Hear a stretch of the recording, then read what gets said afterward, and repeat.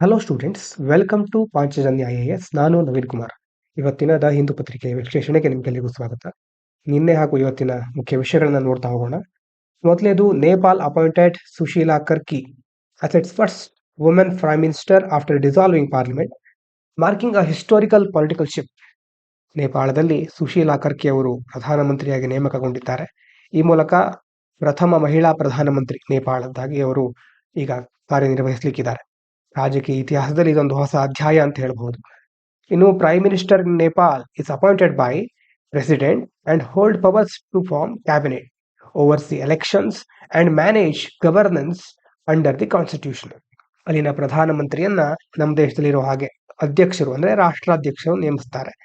ಅವರಿಗೆ ಪ್ರಧಾನಮಂತ್ರಿಗಳಿಗೆ ಸಂಪುಟ ರಚನೆ ಮಾಡೋದು, ಚುನಾವಣೆಗಳನ್ನು ನಿರ್ವಹಿಸೋದು ಮತ್ತೆ ಸಂವಿಧಾನದ ಕೆಲವು ತತ್ವಗಳಿರುತ್ತೆ. ಆ ಚೌಕಟ್ಟಿನೊಳಗಡೆ ಆಡಳಿತವನ್ನು ನಿರ್ವಹಿಸುವಂತಹ, ಮುನ್ನಡೆಸಿಕೊಂಡು ಹೋಗುವಂತಹ ಅಧಿಕಾರ ಇರುತ್ತೆ. ಇನ್ನು generation G movement in Nepal influenced this change. ನಿಮ್ಗೆ ಗೊತ್ತಿರಬಹುದು, ಪ್ರೊಟೆಸ್ಟ್ ಆಗಿರೋದು, ಹಿಂಸಾಚಾರಗಳು ನಡೆದಿರೋದು, ಅದರ ಬಗ್ಗೆ ಎಲ್ಲ ನಾವು ಡಿಸ್ಕಸ್ ಮಾಡಿದ್ವಿ.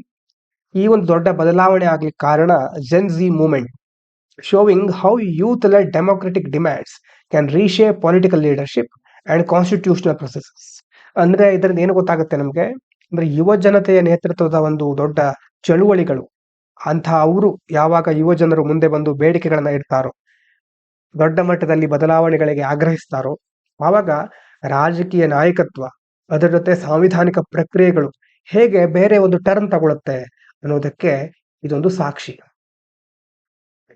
The Chief Justice of India questioned why the firecracker ban is limited to Delhi, stressing that the right to clean air is fundamental right for all citizens across the country.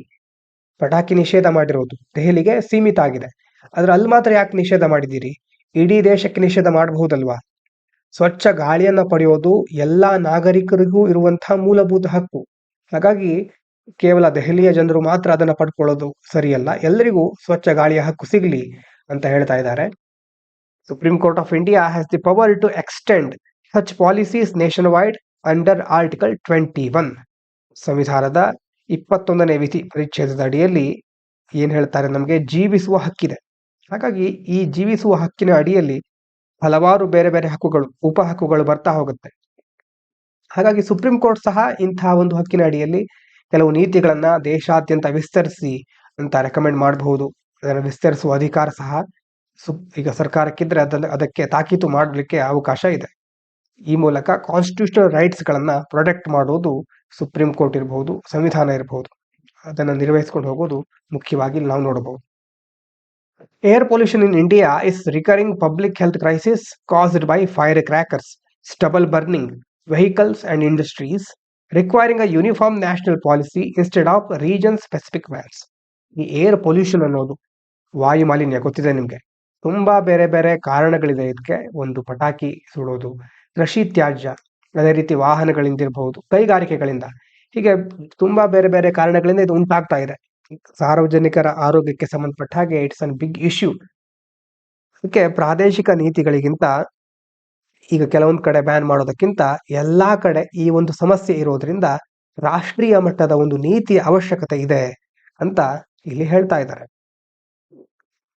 ಇನ್ನು the US Envoy designate stated that ending India's imports of Russian oil is a top priority, linking it to future trade agreements and strategic cooperation. Bharat ಮತ್ತೆ ಅಮೆರಿಕಕ್ಕೆ ಸಂಬಂಧಪಟ್ಟ ಹಾಗೆ ಬೇರೆ ಬೇರೆ trade ಅಗ್ರಿಮೆಂಟ್ಗಳು ನಡೀಬಹುದು ಅನ್ನುವಂತ ಸೂಚನೆ ನಮ್ಗೆ ಸಿಗ್ತಾ ಇದೆ.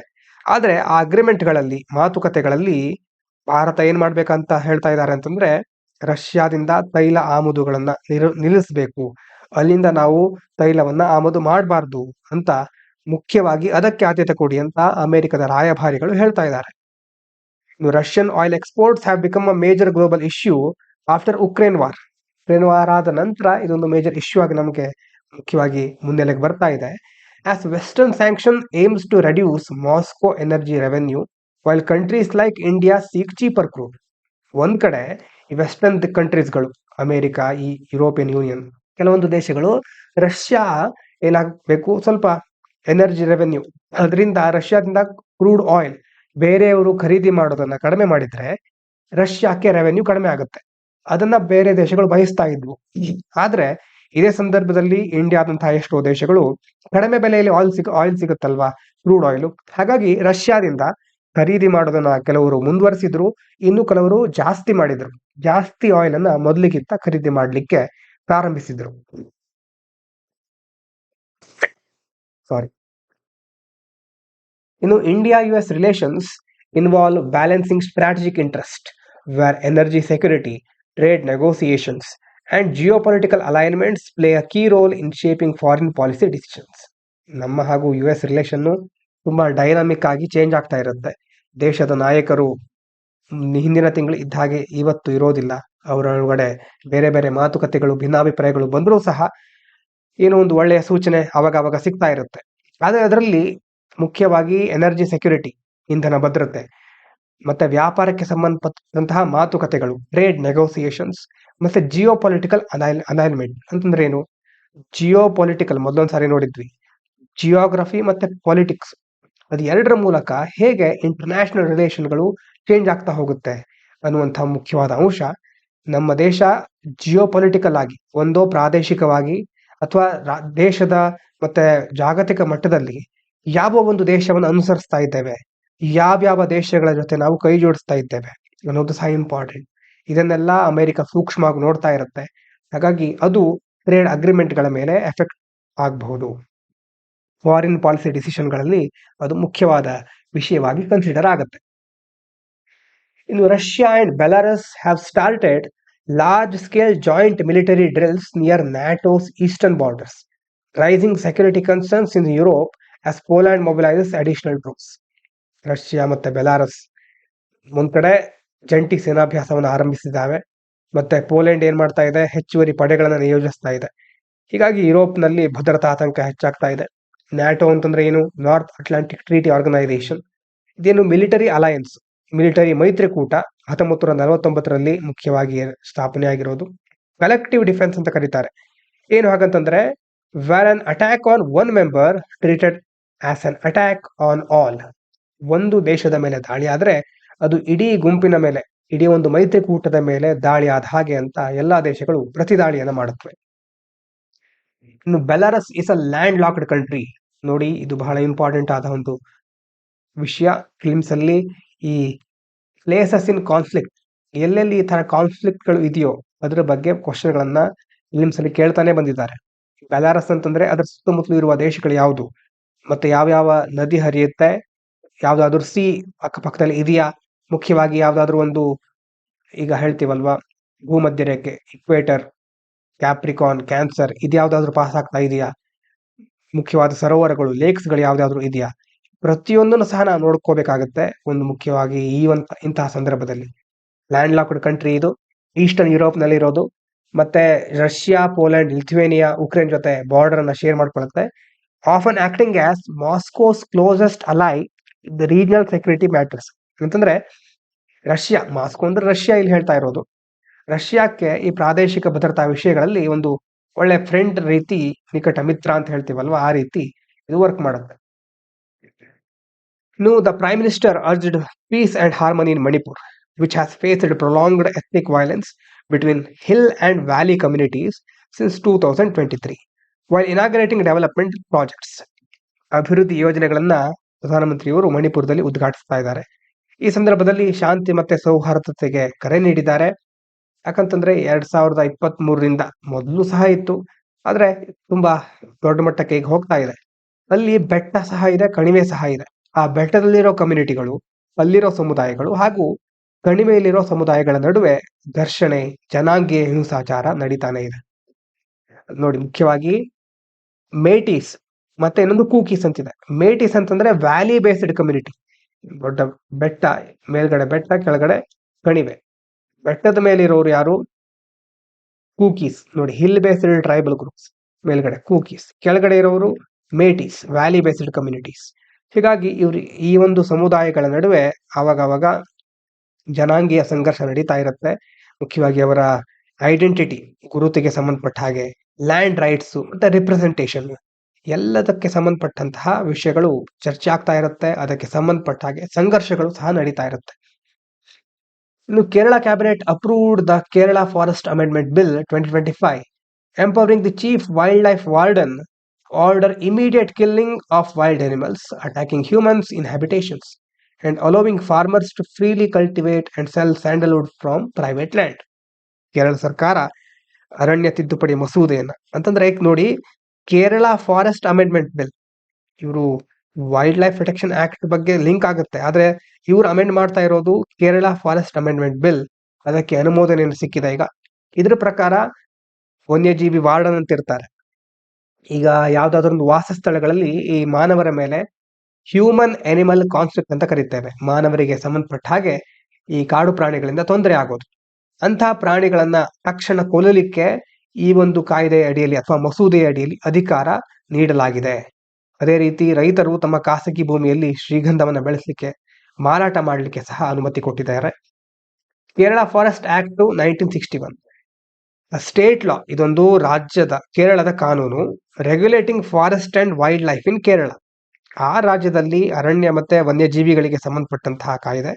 ನಾವು propose to be amended to bypass time consuming union procedure and enable faster action in man animal conflict situation. ಕೇಂದ್ರ ಸರ್ಕಾರಕ್ಕೆ ಹೇಳಿದ್ರೆ ಅದು ತುಂಬಾ ಹೊತ್ತಾಗುತ್ತೆ, ತುಂಬಾ ಪ್ರೊಸೆಸ್ಗಳಿರುತ್ತೆ, ಆ ಕಾಲಹರಣ ಮಾಡೋದು ಬೇಡ ಅಂತ ಇವರೇ ಈಗ ಪ್ರಾಣಿ ಮಾನವ ಸಂಘರ್ಷಗಳಿಗೆ ಸಂಬಂಧಪಟ್ಟ ಹಾಗೆ ವೇಗವಾಗಿ ಕ್ರಮ ಕೈಗೊಳ್ಳಲಿಕ್ಕೆ ಈ ಒಂದು ತಿದ್ದುಪಡಿ ಮಾಡಲಿಕ್ಕೆ ಹೊರಟಿದ್ದಾರೆ. ಇನ್ನು ಇದಾದ ನಂತರ ಒಂದು ಮುಖ್ಯವಾದ ಅಂಶ, ಆರ್ಟಿಕಲ್ 254 ಡಾಕ್ಟ್ರಿನ್ ಆಫ್ ರಿಪಗ್ನೆನ್ಸಿ. ಲಕ್ಷ್ಮೀಕಾಂತ್ ಓದಿದರೆ ಅಥವಾ ಪಾಲಿಟಿ ಓದುವರಿಗೆ ಮುಖ್ಯವಾಗಿ ತಿಳಿದಿರಬೇಕು ಇದು. On concurrent list subject like wild life. ನೋಡಿ, ಯಾಕೆ ವೈಲ್ಡ್ ಲೈಫ್ ಅನ್ನೋದು ಕನ್ಕರೆಂಟ್ ಲಿಸ್ಟ್ ಅಲ್ಲಿ ಇರೋದು, ಸಮವರ್ತಿ ಪಟ್ಟಿ ಅಂತ ಕರಿತೇವೆ. ಕೇಂದ್ರ ಸರ್ಕಾರ ಹಾಗೂ ರಾಜ್ಯ ಸರ್ಕಾರ ಎರಡಕ್ಕೂ ಇದರ ಮೇಲೆ ಇಂತಹ ವಿಷಯಗಳಿಗೆ ಸಂಬಂಧಪಟ್ಟ ಹಾಗೆ ಕಾನೂನನ್ನ ರೂಪಿಸುವ ಅವಕಾಶ ಇರುತ್ತೆ, ಅಧಿಕಾರ ಇರುತ್ತೆ. ಈಗ ವೈಲ್ಡ್ ಲೈಫ್ ಅನ್ನೋದು ಕನ್ಕರೆಂಟ್ ಲಿಸ್ಟ್ ಅಲ್ಲಿ ಇದೆ. ಸ್ಟೇಟ್ ಲಾ ಒಂದು ರಾಜ್ಯದ ಕಾನೂನು, ಕಾನ್ಫ್ಲಿಕ್ಟಿಂಗ್ ವಿತ್ ಅ ಸೆಂಟ್ರಲ್ ಲಾ, ಕೇಂದ್ರ ಸರ್ಕಾರದ ಕಾನೂನಿಗೆ ಅಥವಾ ಅದಕ್ಕೆ ಸಂಬಂಧಪಟ್ಟ ಹಾಗೆ ಏನಾದರೂ ಕಾನ್ಫ್ಲಿಕ್ಟ್ ಆಗ್ತಾ ಇದ್ರೆ, ಉದಾಹರಣೆಗೆ WP ಅಂತಿದೆ, ಅದಕ್ಕೆ ಪ್ರೆಸಿಡೆಂಟ್ ಅಸೆಂಟ್ ಬೇಕು, ರಾಷ್ಟ್ರಪತಿಗಳ ಸಹಿ ಬೇಕು, ಅವರ ಒಪ್ಪಿಗೆ ಬೇಕಾಗುತ್ತೆ. Prevail with in the state, highlighting the federalism dimension of Kerala.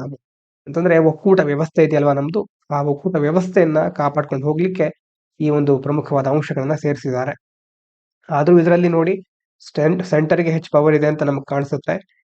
Federalism ಅನ್ನುವಂತಹ ಚಾಪ್ಟರ್ ಸಪರೇಟ್ ಇದೆ, ಹಾಗಾಗಿ ಅದನ್ನ ಚೆನ್ನಾಗಿ ನೋಡ್ಕೊಳ್ಳಿ. ಯಾವುದಕ್ಕೆ ಹೆಚ್ಚು ಪವರ್ ಇದೆ, ನಮ್ದು ಯುನಿಟರಿ ಬಯಾಸ್ ಅಂತ ಹೇಳ್ತೀವ, ಅಥವಾ ಯಾಕೆ ಕ್ವಾಸಿ ಫೆಡರಲ್ ಅಂತ ಕರಿತೇವೆ ನಮ್ಮ ದೇಶದ ಸಂವಿಧಾನವನ್ನ.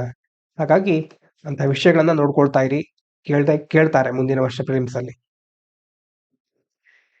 Supreme court restored 3,000 crore royal estates of Raj Bahadur Sardar Singh to the Khetri Trust, upholding his 1985 will and rejecting Rajasthan government's 40-year-long claim under escheat heirless property going to the state. Supreme court ಏನ್ ಹೇಳ್ತಾ ಇದೆ ಅಂತಂದ್ರೆ, ರಾಜ್ ಬಹದ್ದೂರ್ ಸರ್ದಾರ್ ಸಿಂಗ್ ಅವರದ್ದು ಒಂದು 3,000 ಕೋಟಿ ಮೌಲ್ಯದ ಎಸ್ಟೇಟ್ಗಳಿತ್ತು, ನನ್ನ ಖೇತ್ರಿ ಟ್ರಸ್ಟ್ಗೆ ನೀಡಿದೆ ಈಗ ಸುಪ್ರೀಂ ಕೋರ್ಟ್. ಅವರ ಒಂದು ವಿಲ್ ಅಂತಂದ್ರೆ ಉಯಿಲು ಅಂತ ಹೇಳ್ತೀವಲ್ವಾ, ಉಯಿಲು ಅಂತಂದ್ರೆ ಏನು, ನನ್ನ ಮರಣದ ನಂತರ ನನ್ನ ಆಸ್ತಿಗಳು ಇವರಿಗೆ ಹೋಗ್ಬೇಕು, ಅವರಿಗೆ ಸೇರ್ಬೇಕು ಅಂತೆಲ್ಲ ಬರೀತಾರಲ್ವಾ, ಆ ವಿಲ್ ಅದು. ಆ ಉಯಿಲು ಎತ್ತಿ ಹಿಡಿದಿದೆ ಸುಪ್ರೀಂ ಕೋರ್ಟ್. ರಾಜಸ್ಥಾನ ಸರ್ಕಾರ ಈ 3,000 ಕೋಟಿ ಮೌಲ್ಯದ ಎಸ್ಟೇಟ್ಗಳು ಸರ್ಕಾರಕ್ಕೆ ಸೇರ್ಬೇಕು ಅಂತ ವಾದ ಮಾಡ್ತಾ ಇತ್ತು, ಅದನ್ನ ಸುಪ್ರೀಂ ಕೋರ್ಟ್ ತಿರಸ್ಕರಿಸಿದೆ. ಇನ್ನು ಎಸ್ಚೀಟ್ ಅಂತ ಒಂದು ಟರ್ಮ್ ಬರುತ್ತೆ ನೋಡಿ, ಹಿಂದೂ ಸಕ್ಸೆಷನ್ ಆಕ್ಟ್ ಏನ್ ಹೇಳ್ತಾ ಇದು, escheat is the legal principle where property of a person dying without heirs and intestate, ನೋಡಿ without will, devolves to the state. ಏನದ್ರ ಅರ್ಥ, ಒಬ್ಬ ವ್ಯಕ್ತಿ ಸಾಯುವ ಸಂದರ್ಭದಲ್ಲಿದ್ದಾನೆ, ಅಥವಾ ಮಾರಣಾಂತಿಕವಾಗಿ ತುಂಬಾ ಕ್ರಿಟಿಕಲ್ ಸ್ಟೇಜ್ ಅಲ್ಲಿ ಇದ್ದಾನೆ, ಅಥವಾ ಯಾರಾದ್ರೂ ತೀರ್ಕೊಂಡಿದ್ದಾರೆ, ಅವರಿಗೆ ಯಾವುದೇ ಹೇರ್ಸ್ ಅಂತಂದ್ರೆ ಮುಖ್ಯವಾಗಿ ಉತ್ತರಾಧಿಕಾರಿಗಳಿಲ್ಲ ಹೇರ್ಸ್, ಮತ್ತೆ ಇಂಟೆಸ್ಟೇಟ್ ಅಂತಂದ್ರೆ ಯಾವುದೇ ವಿಲ್ಲನ್ನು ಸಹ ಬರೆದಿಲ್ಲ ಅಂತಂದ್ರೆ ಅವರು, ಆ ಒಂದು ಅವರ ಆಸ್ತಿ ಸರ್ಕಾರಕ್ಕೆ ಸೇರ್ಬಿಡುತ್ತೆ. ಆ ಒಂದು ಸರ್ಕಾರ ಸೇರ್ಬಿಡೋದ್ರಿಂದ ಅದಕ್ಕೆ ಯಾವುದೇ ಒಂದು ಬೇರೆ ಅವಕಾಶಗಳು ಇರೋದಿಲ್ಲ. Supreme Court clarified state has no locus standi in succession disputes unless intestate is proven. ಇಲ್ಲಿ ವಿಲ್ ಇದೆ ಅಲ್ವಾ, ಉಯಿಲು ಇದೆ ಇಲ್ಲಿ, ಹಾಗಾಗಿ ಈ ವಿಷಯದಲ್ಲಿ ರಾಜ್ಯ ಸರ್ಕಾರ ಹಸ್ತಕ್ಷೇಪ ಮಾಡಲಿಕ್ಕೆ ಆಗೋದಿಲ್ಲ ಅಂತ ಸುಪ್ರೀಂ ಕೋರ್ಟ್ ಇಲ್ಲಿ ಹೇಳ್ತಾ ಇದೆ. ಇನ್ನು probate of will, probate is the legal validation of a will buy competent court ಅಂತಂದ್ರೆ ಆ ವಿಲ್ಗೆ ಆ ಒಂದು ಉಯಿಲಿಗೆ ಲೀಗಲ್ ವ್ಯಾಲಿಡೇಷನ್ ಕೊಡೋದು, ಕಾನೂನಾತ್ಮಕವಾಗಿ ಅದಕ್ಕೊಂದು ಮುಖ್ಯವಾಗಿ ನಾವು ವ್ಯಾಲಿಡೇಟ್ ಮಾಡೋದು, ಅದನ್ನ ಸರಿ ಇದೆ ಅದನ್ನ ರೆಕಾಗ್ನೈಸ್ ಮಾಡೋದು.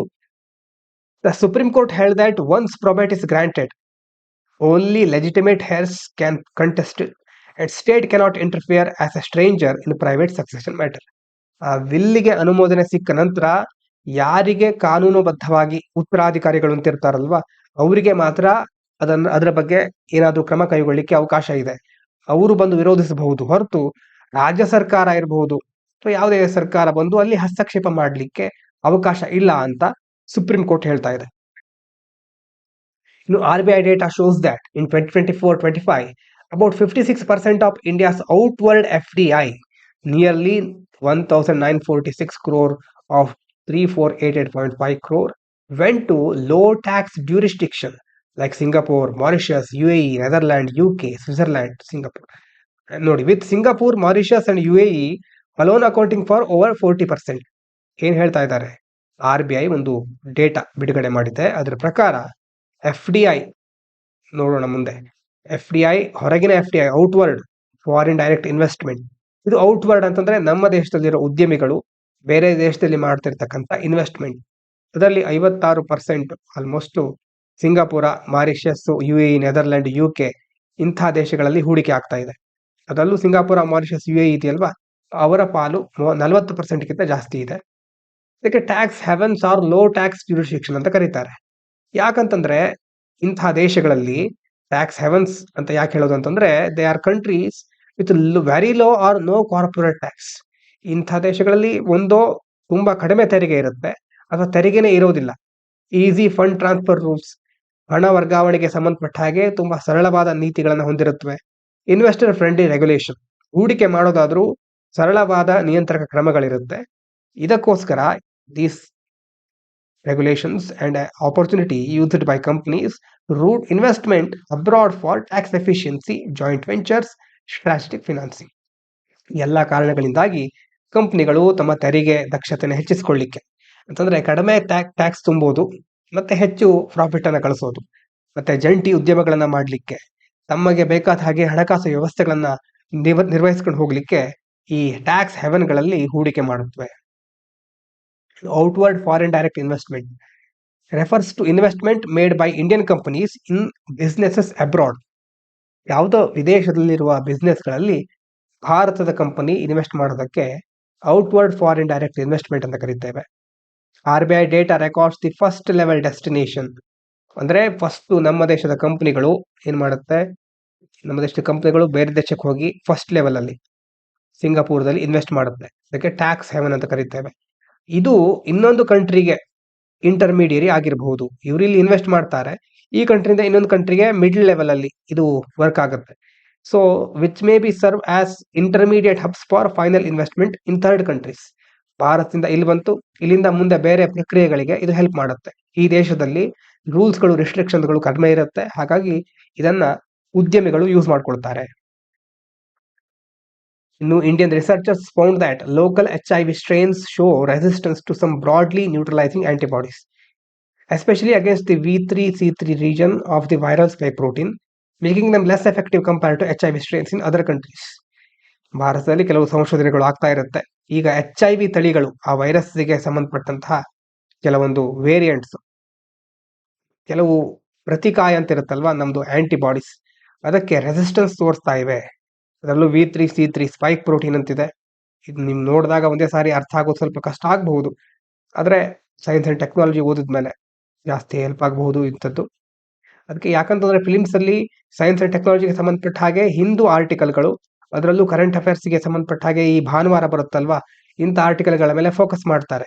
ಯಾವ ಒಂದು ಶಬ್ದ ಸಡನ್ ಆಗಿ ಎಕ್ಸಾಮ್ ನಲ್ಲಿ ಬರುತ್ತೆ ಅಂತ ನಮ್ಗೆ ಗೊತ್ತಾಗೋದಿಲ್ಲ. ಹಾಗಾಗಿ ಈ ಶಬ್ದಗಳನ್ನ ಕೇಳ್ಕೊಂಡ್ರಾದ್ರೂ ಸ್ವಲ್ಪ ನಿಮ್ಗೆ ಲಿಂಕ್ ಸಿಗಬಹುದು ಅಂತ ಹೇಳ್ತೇವೆ. ನೋಡಿ, ಬ್ರಾಡ್ಲಿ ನ್ಯೂಟ್ರಲೈಸಿಂಗ್ ಆಂಟಿಬಾಡೀಸ್ ಅಂತಿದೆ. ಏನು ಯಾವ್ದಕ್ಕೆ ಸಂಬಂಧಪಟ್ಟಿದ್ದು ಅಂತ ಕೇಳ್ತಾರೆ ಫಿಲಿಮ್ಸ್ ಅಲ್ಲಿ. BN-APS are special antibodies that can target and neutralise multiple HIV strain. ಯಾವ ಒಂದು ರೋಗಕ್ಕೆ ಸಂಬಂಧಪಟ್ಟಿದ್ದು, ಮುಖ್ಯವಾಗಿ HIV ಸ್ಟ್ರೇನ್ಗಳಿಗೆ ಸಂಬಂಧಪಟ್ಟಿದ್ದು. ಆ ಸ್ಟ್ರೇನ್ಗಳನ್ನ, ಮಲ್ಟಿಪಲ್ ಸ್ಟ್ರೇನ್ಗಳನ್ನ ಏನ್ ಮಾಡೋದು, ಟಾರ್ಗೆಟ್ ಮಾಡಿಕೊಂಡು ಅವುಗಳನ್ನ ನ್ಯೂಟ್ರಲೈಸ್ ಮಾಡೋದು, ಏನ್ ಮಾಡುತ್ತವೆ ಇವು? By binding to conserved regions of the virus. ಕೆಲವೊಂದು ರೀಜನ್ಗಳಿಗೆ ಬೈಂಡ್ ಮಾಡಿ, ಕನ್ಸರ್ವ್ಡ್ ರೀಜನ್ಗೆ ಬೈಂಡ್ ಮಾಡಿ ಅದನ್ನು ನ್ಯೂಟ್ರಲೈಸ್ ಮಾಡುತ್ತವೆ. They are being studied as potential tool for HIV vaccine and therapies. ಮತ್ತೆ HIV ಲಸಿಕೆಗಳಿಗೆ ಸಂಬಂಧಪಟ್ಟ ಹಾಗೆ ಚಿಕಿತ್ಸೆ ಕೊಡ್ಲಿಕ್ಕೆ ಇದನ್ನ ಅಧ್ಯಯನ ಮಾಡ್ತಾರೆ. ಮುಖ್ಯವಾಗಿ ನೆನ್ಪಿಟ್ಕೊಳ್ಳಿ, ಬ್ರಾಡ್ಲಿ ನ್ಯೂಟ್ರಲೈಸಿಂಗ್ ಆಂಟಿಬಾಡೀಸ್ ಯಾವ ಒಂದು ರೋಗಕ್ಕೆ ಸಂಬಂಧಪಟ್ಟಿದ್ದು?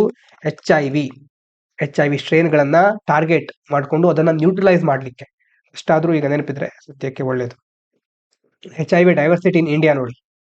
Strain in India show high genetic variation, especially in V3C3 region of the envelope protein GP120, posing challenges for universal vaccine development and highlighting the need for region-specific strategies. ಅಂದ್ರೆ ಈ ಸ್ಟ್ರೇನ್ಗಳು ಸಹ ಒಂದು ದೇಶದಲ್ಲಿ ಇರೋ ರೀತಿ ಇನ್ನೊಂದು ದೇಶದಲ್ಲಿ ಇರೋದಿಲ್ಲ. ಆ ಒಂದು ಪ್ರದೇಶಕ್ಕೆ ಸಂಬಂಧಪಟ್ಟ ಹಾಗೆ ಹೊಸ ಒಂದು ಸ್ಟ್ರೇನ್ ಕಂಡು ಬರಬಹುದು, ಹೊಸ ತಳಿ ಇರಬಹುದು ಆ ವೈರಸ್ನಲ್ಲಿ. ಹಾಗಾಗಿ ಆನುವಂಶಿಕ ವೈವಿಧ್ಯತೆಗಳಿರುತ್ತೆ. ಹೀಗಾಗಿ ಏನಾಗುತ್ತೆ, ಸಾರ್ವತ್ರಿಕವಾಗಿ ಅಂತಂದ್ರೆ ಜಾಗತಿಕ ಮಟ್ಟದಲ್ಲಿ, ವಿಶ್ವದ ಮಟ್ಟದಲ್ಲಿ ಒಂದೇ ಒಂದು ವ್ಯಾಕ್ಸಿನ್ ಕಂಡು ಹಿಡಿದು ಎಲ್ಲಾ ಕಡೆ ಅಪ್ಲೈ ಮಾಡ್ಲಿಕ್ಕೆ ಆಗೋದಿಲ್ಲ. ಆ ಒಂದು ಪ್ರದೇಶದಲ್ಲಿ ಏನ್ ಸಮಸ್ಯೆ ಇರುತ್ತೆ ಅದಕ್ಕೆ ಸಂಬಂಧಪಟ್ಟ ಹಾಗೆ ನಾವು ಒಂದು ವ್ಯಾಕ್ಸಿನ್ ಅನ್ನ ಕಂಡು ಹಿಡಿಬೇಕಾಗತ್ತೆ. ಇಲ್ಲಿ V3C3 ರೀಜನ್ ಮುಖ್ಯವಾಗಿ HIV1 ಸ್ಟ್ರೈನ್ಸ್. ಇದನ್ನ ಮುಖ್ಯವಾಗಿ ನೀವು HIV ಗೆ ಸಂಬಂಧಪಟ್ಟಿದ್ದು ಅಂತ ನೋಡಿಟ್ಕೊಳ್ಳಿ, ನೆನ್ಪಿಟ್ಕೊಳ್ಳಿ. ಮೇಲ್ಗಡೆ ಇರೋದು important, broadly neutralizing antibodies. HIV ಸ್ಟ್ರೇನ್ಗಳನ್ನ ಟಾರ್ಗೆಟ್ ಮಾಡೋದು, ನ್ಯೂಟ್ರಲೈಸ್ ಮಾಡೋದು. ಕ್ವಶನ್ ನೋಡಿ, which of the following best explains why NATO's Eastern borders are considered strategically sensitive in the context of Russia Belarus military drills? ಯಾಕೆ ಈ ಕಡೆ ಪೋಲೆಂಡ್ ಇದೆಯಲ್ವಾ, Belarus neighbour, NATO member, ಅದು ಸಹ ಮೊಬಿಲೈಸ್ ಮಾಡ್ತಾ ಇದೆ ಟ್ರೂಪ್ಸ್ ಗಳನ್ನ. ಹಾಗಾಗಿ ನ್ಯಾಟೋ ಈಸ್ಟರ್ನ್ ಬಾರ್ಡರ್ ಈಗ ಸ್ಟ್ರಾಟಜಿಕಲಿ ಸೆನ್ಸಿಟಿವ್ ಅಂತ ಕನ್ಸಿಡರ್ ಆಗ್ತಾ ಇದೆ. ಈ ತರ ಕ್ವಶನ್ಗಳನ್ನ ಕೇಳಲ್ಲ, ಆದ್ರೆ ಇದನ್ನ ಇಲ್ಲಿ ಯಾಕೆ ಕೊಟ್ಟಿದ್ದು ಅಂತಂದ್ರೆ ಪೋಲ್ಯಾಂಡ್ ಮತ್ತೆ ನ್ಯಾಟೋ, ಅದಾದ್ಮೇಲೆ ಬೆಲಾರಸ್, ಈ ಮೂರು ವಿಷಯಗಳು ಬಹಳ ಮುಖ್ಯ. ಅದು ಎಲ್ಲಿ ಬರುತ್ತೆ ಮ್ಯಾಪ್ ನಲ್ಲಿ, ಯಾವ ಒಂದು ಖಂಡದಲ್ಲಿ ಬರುತ್ತೆ, ಸುತ್ತಮುತ್ತ ಇರುವ ಪ್ರದೇಶಗಳು ಎಲ್ಲವನ್ನ ನೋಡ್ಕೊಳ್ಳಿ. ಇನ್ನು Supreme Court of India can expand environmental protection measures across the country. Right to clean air has been recognised as part of the fundamental right to life under article 21. Assertion reasoning question. ಮೇಲ್ಗಡೆ ಒಂದು statement ಇರುತ್ತೆ assertion, ಅದಕ್ಕೆ ಕೆಳಗಡೆ ಕೊಟ್ಟಿರುವಂತದ್ದು ಸರಿಯಾದ reason ಅಂತ ನಾವು ನೋಡ್ಬೇಕಾಗುತ್ತೆ. Assertion reasoning ಎರಡು correct. R ಅನ್ನೋದು ರೀಸನ್ ಅನ್ನೋದು ಎ ಅನ್ನ ಸರಿಯಾಗಿ ವಿವರಿಸುತ್ತೆ, ಎಕ್ಸ್ಪ್ಲೇನ್ ಮಾಡುತ್ತೆ ಅಂತ ಮೊದಲನೇ ಆಪ್ಷನ್. ಎರಡನೇದು ಆರ್ ಕರೆಕ್ಟ್ ಆಗಿ ಎಕ್ಸ್ಪ್ಲೇನ್ ಮಾಡಲ್ಲ. ಮೂರನೇದು ಎ ಕರೆಕ್ಟ್ ಇದೆ, ಆರ್ ಕರೆಕ್ಟ್ ಆಗಿಲ್ಲ. ನಾಲ್ಕನೇದು A is incorrect, R is correct. ಹಾಗಾಗಿ ಯಾವ್ದು ಸರಿಯಾದ ಉತ್ತರ ಅಂತಂದ್ರೆ both A and R are correct. ಆರು ಎ ಅನ್ನ ಕರೆಕ್ಟ್ ಆಗಿ ಎಕ್ಸ್ಪ್ಲೇನ್ ಮಾಡುತ್ತೆ. ಈ ವರ್ಷ ನೋಡಿರಬಹುದು, ಇದು ಕೇವಲ 2 ಸ್ಟೇಟ್ಮೆಂಟ್, 3 ಸ್ಟೇಟ್ಮೆಂಟ್ ಸಹ ಕೇಳ್ತಾ ಇರ್ತಾರೆ ಕೆಲವೊಂದ್ ಸಾರಿ. ಅದು ಹೆಚ್ಚಾಗಿ 4 ಸ್ಟೇಟ್ಮೆಂಟ್ಗೂ ಮುಂದಿನ ದಿನಗಳಲ್ಲಿ ಹೋಗಬಹುದು. ಅಂತಂದ್ರೆ ಆ ಕ್ವಶನ್ ನೋಡಿದಾಗ ಅದು ಈಸಿ ಇದ್ರೂ ಸಹ ಆ ಎಕ್ಸಾಮ್ ಎನ್ವೈರನ್ಮೆಂಟ್ ಅಲ್ಲಿ ಸ್ಟ್ರೆಸ್ ಕ್ರಿಯೇಟ್ ಮಾಡುತ್ತೆ. ದೊಡ್ಡ ದೊಡ್ಡ ಕ್ವಶನ್ ಓದ್ಲಿಕ್ಕೆ ಎಷ್ಟೊತ್ತು ಟೈಮ್ ಬೇಕು, ಇನ್ನು ಅರ್ಥ ಮಾಡ್ಕೊಂಡು ಉತ್ತರ ಕೊಡೋದು ಯಾವಾಗ ಅನ್ನುವಂತ ಒಂದು ಸ್ಟ್ರೆಸ್ ಕ್ರಿಯೇಟ್ ಮಾಡ್ಲಿಕ್ಕೆ ಈಸಿ ಕ್ವಶನ್ ಇದ್ರೂ ದೊಡ್ಡ ದೊಡ್ಡ ಸ್ಟೇಟ್ಮೆಂಟ್ ಗಳನ್ನ ನೋಡಿದಾಗ ನಮಗೆ ಭಯ ಆಗುತ್ತೆ. ಅಂತಹ ಕ್ವಶನ್ ಗಳನ್ನ ಕೊಡ್ತಾ ಇರ್ತಾರೆ ಇತ್ತೀಚಿನ ದಿನಗಳಲ್ಲಿ. ಹಾಗಾಗಿ ಅಂತಹ ವಿಷಯಗಳನ್ನ ಮೊದಲೇ ನಾವು ಪ್ರಿಪೇರ್ ಆಗಬೇಕು, ಮೆಂಟಲಿ ಪ್ರಿಪೇರ್ ಆಗಬೇಕು. ಮುಂದಿನ ದಿನಗಳಲ್ಲಿ ಅಂತ ಕ್ವಶನ್ ಸಹ ಇಲ್ಲಿ ಆಡ್ ಮಾಡ್ತಾ ಇರ್ತೇನೆ. ಇನ್ನು ಒಂದು ಆರ್ಟಿಕಲ್ ಬಗ್ಗೆ ನೋಡೋಣ. RTI shift to right to deny information. Right to information ಅಂತ RTI ಮುಖ್ಯವಾಗಿ ಹೇಳೋದು. ಆದ್ರೆ ಈಗ ಏನಾಗ್ಬಿಟ್ಟಿದೆ, ರೈಟ್ ಟು ಡಿನೈ ಇನ್ಫಾರ್ಮೇಶನ್ ಕೊಡಲ್ಲ. ಬ್ಯಾಕ್ ಗ್ರೌಂಡ್ ಏನು ಅಂತ ನೋಡೋದಾದ್ರೆ 2005ರಲ್ಲಿ ಬಂದಿದ್ದು RTI. ಯಾಕೆ ಬಂದಿದ್ದು? It empower citizens to demand information from the government. ಸರ್ಕಾರಕ್ಕೆ ಸಂಬಂಧಪಟ್ಟಂತಹ ಯಾವುದೇ ಮಾಹಿತಿಯನ್ನ ನಾಗರಿಕರು ಕೇಳಬಹುದು ಅಂತ ಹೇಳುತ್ತೆ. ಯಾವ ಐಡಿಯಾದ ಮೇಲೆ? ರೂಲ್ ಆಫ್ ದಿ ಪೀಪಲ್, ಜನರದ್ದೇ ಆಳ್ವಿಕೆ, ಜನರಿಂದಾನೇ ಆಳ್ವಿಕೆ, ಜನರಿಗೋಸ್ಕರ, ಪ್ರಜಾಪ್ರಭುತ್ವ ಅಂತ ಹೇಳ್ತೀವಲ್ವಾ, ಜನರಿಂದ ಜನರಿಗಾಗಿ ಜನರಿಗೋಸ್ಕರ ನಡೆಯುವ ಸರ್ಕಾರ. ಟ್ರಾನ್ಸ್ಪರೆನ್ಸಿ, ಅಕೌಂಟೆಬಿಲಿಟಿ, ಪಾರದರ್ಶಕತೆ ಇರಬೇಕು, ಅದರ ಜೊತೆ ಹೊಣೆಗಾರಿಕೆ, ಉತ್ತರದಾಯಿತ್ವ ಇರಬೇಕು, ಮತ್ತೆ ಅದರ ಜೊತೆ ಪೀಪಲ್ಸ್ ಪಾರ್ಟಿಸಿಪೇಷನ್, ಜನರು ಸಹ ಸರ್ಕಾರದ ಪ್ರಕ್ರಿಯೆಗಳಲ್ಲಿ ನೇರವಾಗಿ ಪಾಲ್ಗೊಳ್ಬೇಕು. ಎಲ್ಲ ಕಾರಣಗಳಿಂದ RTIನ ಜಾರಿಗೊಳಿಸ್ತಾರೆ. ಆದ್ರೆ ಅದರಲ್ಲಿ ಒಂದು ಸೆಕ್ಷನ್ ಇದೆ 81J ಅಂತ. It allows denial of information if it related to personal information and has no public interest. ಏನಿದ್ರ ಅರ್ಥ ಅಂತಂದ್ರೆ, ಸರ್ಕಾರದ ಮಾಹಿತಿಯನ್ನು ಕೇಳಬಹುದು. ನೀವು ಕೇಳಿದ ಮಾಹಿತಿಯಲ್ಲಿ ಒಂದು ವೇಳೆ ಯಾವ್ದಾದ್ರು ವ್ಯಕ್ತಿಯ ವೈಯಕ್ತಿಕ ದಾಖಲೆಗಳನ್ನ ಕೇಳಿದ್ರೆ, ಪರ್ಸನಲ್ ಇನ್ಫಾರ್ಮೇಶನ್ ಆಗಿದ್ರೆ ಅದು ಅಥವಾ ಪಬ್ಲಿಕ್ ಇಂಟ್ರೆಸ್ಟ್ ಯಾವುದೂ ಇಲ್ಲ. ನೀವು ಕೇಳಿದಂಥ ಪ್ರಶ್ನೆಗೂ ಜನರ ಹಿತಾಸಕ್ತಿಗೆ ಸಾರ್ವಜನಿಕರಿಗೆ ಏನಾದರೂ ಒಳ್ಳೇದಾಗತ್ತೆ ಅನ್ನೋದಕ್ಕೆ ಯಾವುದೇ ಸಂಬಂಧ ಇಲ್ಲದೆ ಇದ್ರೆ ಆವಾಗ ಅದನ್ನ ಡಿನೈ ಮಾಡಬಹುದು. ಒಂದೋ ಪಬ್ಲಿಕ್ ಇಂಟ್ರೆಸ್ಟ್ ಇರಬೇಕು ನೀವು ಕೇಳೋದ್ರಲ್ಲಿ, ನೀವು ಕೇಳಿದ ಪ್ರಶ್ನೆಯಿಂದ ಸಾರ್ವಜನಿಕವಾಗಿ ಒಳ್ಳೇದಾಗುವಂತಹ ಅಂಶಗಳು ಅದರಲ್ಲಿ ಇರಬೇಕು, ಅಥವಾ ಅದರಲ್ಲಿ ಪರ್ಸನಲ್ ಇನ್ಫಾರ್ಮೇಶನ್ ನೀವು ಕೇಳಬಾರ್ದು. ಕೇಳಿದ್ರೆ ಅದನ್ನ ಕೊಡೋದಿಲ್ಲ. ಆದ್ರೆ ಈ ಪರ್ಸನಲ್ ಇನ್ಫಾರ್ಮೇಶನ್ ಅಂದ್ರೆ ಏನು ಅನ್ನೋದ್ರ ಬಗ್ಗೆ ಕ್ಲಾರಿಟಿ ಇಲ್ಲ. ಕೆಲವೊಂದ್ ಸಾರಿ ಏನಾಗ್ಬಿಡುತ್ತೆ, ಆ ಪರ್ಸನಲ್ ಇನ್ಫಾರ್ಮೇಶನ್ ಎಕ್ಸೆಂಪ್ಷನ್ ಅನ್ನ ಮಿಸ್ಯೂಸ್ ಮಾಡ್ಕೊಳ್ತಾ ಇದ್ದಾರೆ.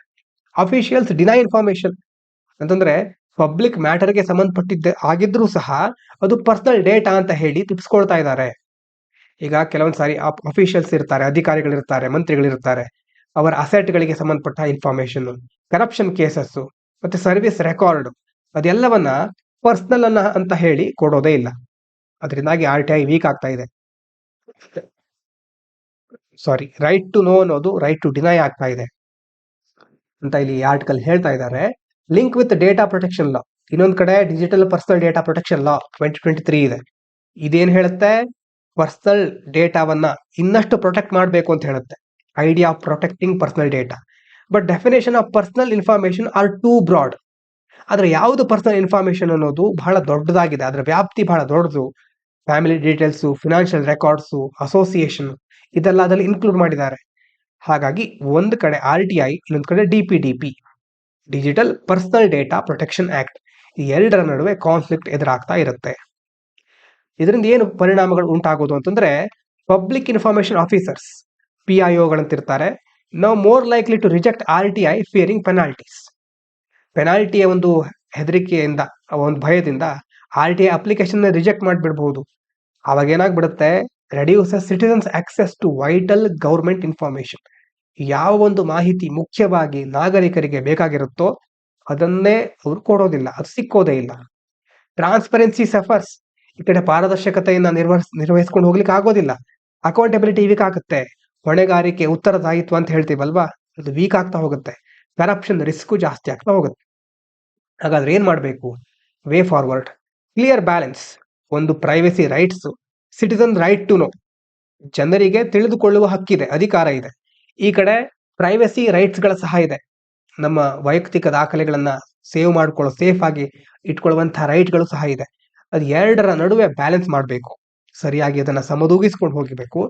ಲಾರ್ಜರ್ ಪಬ್ಲಿಕ್ ಇಂಟ್ರೆಸ್ಟ್ ಶುಡ್ ಓವರ್ವೇಟ್ ಅಥವಾ ಔಟ್ವೇಟ್ ವೇಗ್ ಪರ್ಸನಲ್ ಎಕ್ಸ್ಕ್ಯೂಸಸ್. ಯಾವುದೋ ಒಂದು ಅಧಿಕಾರಿ, ರಾಜಕಾರಣಿ ಪರ್ಸನಲ್ ಎಕ್ಸ್ಕ್ಯೂಸ್ ಅನ್ನ ಕೊಟ್ಟು ತಪ್ಪಿಸ್ಕೊಳ್ಳೋ ಹಾಗೆ ಇರಬಾರ್ದು. ಲಾರ್ಜರ್ ಪಬ್ಲಿಕ್ ಇಂಟ್ರೆಸ್ಟ್, ಮುಖ್ಯವಾಗಿ ಜನರ ಹಿತಾಸಕ್ತಿಗೆ ಹೆಚ್ಚು ಮಹತ್ವ ಕೊಡಬೇಕು. Amendment must ensure RTI remains tool of democracy, not weakened by data protection misuse.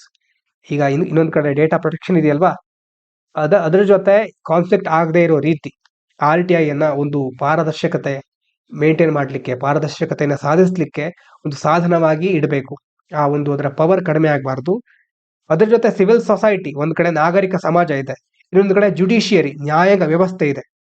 ಎರಡೂ ಸೇರ್ಕೊಂಡು need to push back against dilution of RTI ನ ಒಂದು ತತ್ವಕ್ಕೆ ಯಾವುದೇ ಧಕ್ಕೆ ಬರದ ಹಾಗೆ, RTI ನ ಆ ಒಂದು ಇಂಪಾರ್ಟೆನ್ಸ್ ಇದೆಯಲ್ವಾ, ಅದು ಡೈಲ್ಯೂಟ್ ಆಗದೆ ಇರೋ ರೀತಿ ನೋಡ್ಕೊಳ್ಳಿಕ್ಕೆ ಸಿವಿಲ್ ಸೊಸೈಟಿ ಮತ್ತೆ ಜುಡಿಷಿಯರಿ ಒಗ್ಗೂಡ್ಬೇಕು. ಇನ್ನು RTI was created to make government transparent. RTI create ಮಾಡಿರೋದು ಯಾಕೆ? ಗವರ್ಮೆಂಟ್, ಸರ್ಕಾರ ಟ್ರಾನ್ಸ್ಪರೆಂಟ್ ಆಗಿರ್ಬೇಕು, ಅದರ ಜೊತೆ ಸಿಟಿಸನ್ ಎಂಪವರ್ಮೆಂಟ್ ಆಗಬೇಕು, ಸಾಮಾಜಿಕವಾಗಿ ಸಬಲೀಕರಣಗೊಳ್ಳಬೇಕು, ಜನರಿಗೆ ಹೆಚ್ಚು ಆಯ್ಕೆಗಳು ಸಿಗಬೇಕು, ಮಾಹಿತಿ ಸಿಗಬೇಕು. But with misuse of personal information classes and new data loss, it risk becoming right to deny information ಅಲ್ವಾ. ಈಗ ಮಿಸ್ಯೂಸ್ ಮಾಡ್ಕೊಂಡ್ಬಿಟ್ರೆ, ಪರ್ಸನಲ್ ಇನ್ಫಾರ್ಮೇಶನ್ ಅಂತ ಹೇಳಿ ಮಾಹಿತಿ ಕೊಡದೇ ಇದ್ರೆ ರೈಟ್ ಟು ಡಿನೈ ಇನ್ಫಾರ್ಮೇಶನ್ ಆಗ್ಬಿಡುತ್ತೆ. ಮಾಹಿತಿ ಕೊಡದೇ ಇರುವ ಹಕ್ಕು ಆಗ್ಬಿಡುತ್ತೆ. ಮಾಹಿತಿ ಹಕ್ಕಿಗಿಂತ ಮಾಹಿತಿ ಕೊಡದೇ ಇರುವ ಹಕ್ಕು. Safe guarding RTI spirit is crucial for democracy, accountability and citizen trust. ಹಾಗಾಗಿ RTI ಸ್ಪಿರಿಟ್ ಅನ್ನ ನಾವು ಮುಖ್ಯವಾಗಿ, ಆ ತತ್ವಗಳನ್ನ ಯಾಕೆ ಪಾಲನೆ ಮಾಡಬೇಕು ಅಂತಂದ್ರೆ, ಪ್ರಜಾಪ್ರಭುತ್ವವನ್ನು ಕಾಪಾಡಲಿಕ್ಕೆ, ಹೊಣೆಗಾರಿಕೆಯನ್ನು ಸರಿಯಾಗಿ ನಿರ್ವಹಣೆ ಆಗಲಿಕ್ಕೆ, ಅದ್ರ ಜೊತೆ ಜನರ ನಂಬಿಕೆ ಸಹ ಮುಂದುವರ್ಸ್ಕೊಂಡು ಹೋಗ್ಬೇಕು, ಅದು ಬಿಲ್ಡ್ ಆಗ್ಬೇಕು. ಹಾಗಾಗಿ ಇದೆಲ್ಲವೂ ಸಾಧ್ಯ ಆಗೋದು RTI ಸರಿಯಾಗಿ ಮುಂದೆ ಹೋಗ್ತಾ ಇದ್ದಾಗ. ಅದು ಬಹಳ ಮುಖ್ಯ ಅಂತ ಈ ಒಂದು ಆರ್ಟಿಕಲ್ ನಲ್ಲಿ ಹೇಳ್ತಾ ಇದ್ದಾರೆ. ಇವಿಷ್ಟು ಇವತ್ತಿನ ಮುಖ್ಯವಾದ ವಿಚಾರಗಳು. ನಾಳೆ ಭೇಟಿಯಾಗೋಣ. ಎಲ್ಲರಿಗೂ ಧನ್ಯವಾದಗಳು. ಇದು ಪಾಂಚಜನ್ಯ IAS.